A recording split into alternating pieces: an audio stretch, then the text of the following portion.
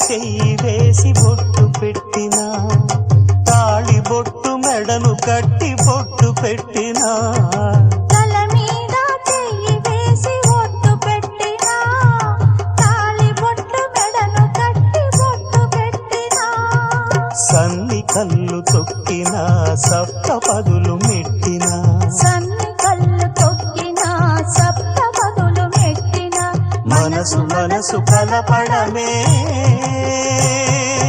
మంత్రం పరమార్థం. శ్రీరస్తు శుభమస్తు, శ్రీరస్తు శుభమస్తు. శ్రీకారం చుట్టుకుంది పెళ్లి పుస్తకం, ఇక ఆకారం దాచుతుంది కొత్త జీవితం.